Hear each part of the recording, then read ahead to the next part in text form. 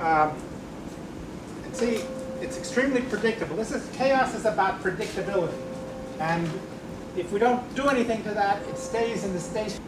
It is the nature of chaos to be surprising.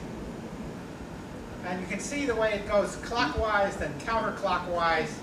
It almost goes through sometimes and falls back. Thank you for your time and receiving us.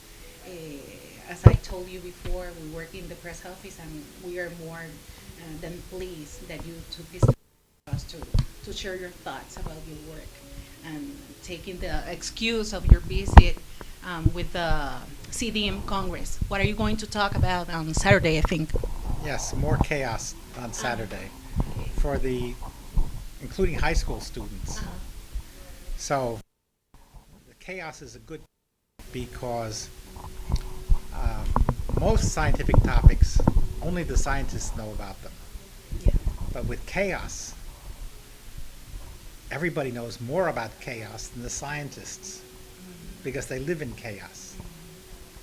And what chaos means is events happen and they completely change your life. The most successful people are those who are good at plan B. I said that in some tiny article, and then it's gotten thousands of hits on Google. And my wife says everybody knows about plan B. But do they know that the most successful people are good at plan B? That has to do with chaos, because things happen and your life changes and you have to change your plans.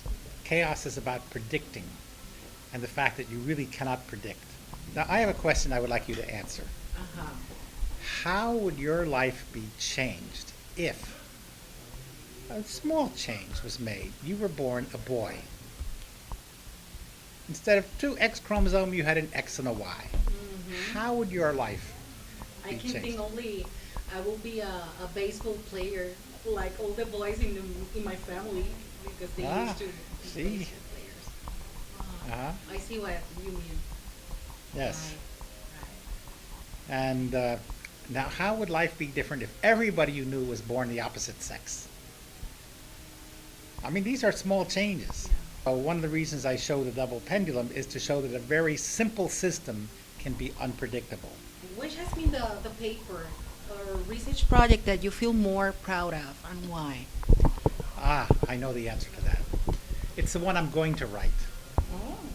I don't know what it is. This is a first. I don't care about the old ones so much. I care about the ones I'm going to do.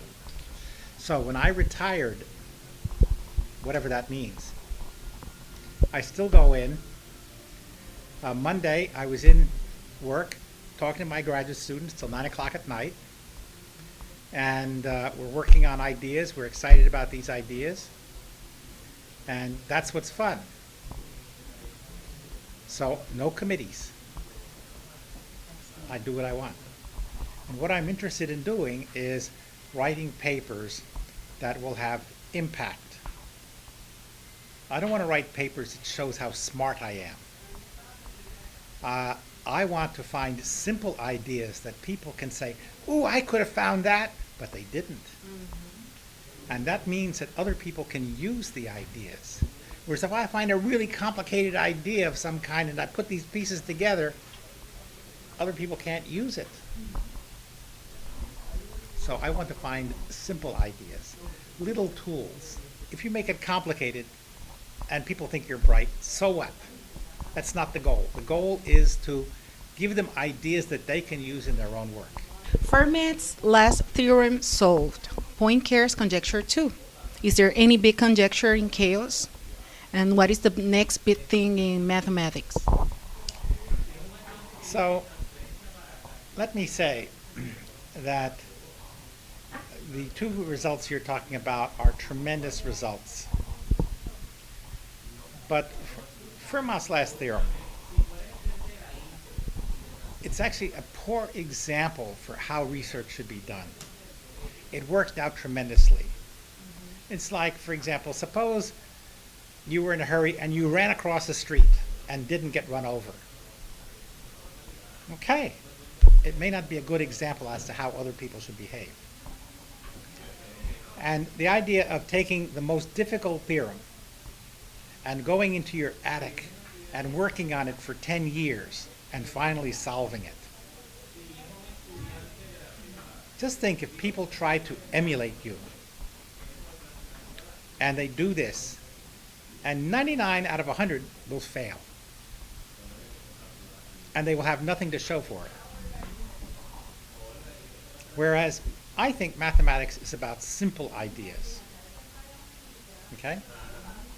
And the simple ideas are easy to communicate. This is kind of what I had in mind when I say, what would I rather do? Come up with Fermat's last theorem or discover chaos? Now, of course, I did not actually discover chaos. Benjamin Franklin knew about chaos. And you make it look so simple. The goal is to make it look simple. And if they say, gee, he's not that smart, fine. But if they like the idea, that's the goal. Going back to the Japan Prize, how do you feel being a Western honor in the East? How was that experience of receiving the prize from the emperor? How do you feel? Well, I showed the emperor my double pendulum. So I had dinner with the emperor. There were actually 200 people in the room, but I was sitting next to him, and we had a translator sitting back behind us, translating so we could talk. And I had brought along the double pendulum because I thought he would appreciate it. He's interested in science. That's why he presides over the Japan Prize. He doesn't select the winners, but those are committees. But he's very interested in this. And so I found it an opportunity to show the emperor something. So that made you happy, besides Yes. receiving the award? He's a very pleasant guy. Was there anything curious that captured your attention during the ceremony? You will say the opportunity of showing him the pendulum, Yes, yes. maybe sharing your thoughts That was with at someone. dinner. Okay. So you interrupt the dinner. Would you mind, dear emperor, if I showed you the double pendulum? And he didn't know what I was talking about, of course, because he hadn't seen it. He was interested. So we had a tablecloth on a table, and I hooked it to the table, and I showed him what it was. You made it. Thank you for your time, Dr. Yorke. It was a privilege knowing you, your work, being so nice and kind of coming here. And I wish you to have a pleasant time in Rincon. You are in one of the nicest places in Yes. the region. Yes. Rincon is beautiful. You have to look for the sunset. And then in Ponce, it will be more warmer than here in Mayagüez. But on Saturday, I hope that you will have also a great time. And you have to see the pelican tree. Yeah. I know, I will. Thank you so much, Doctor.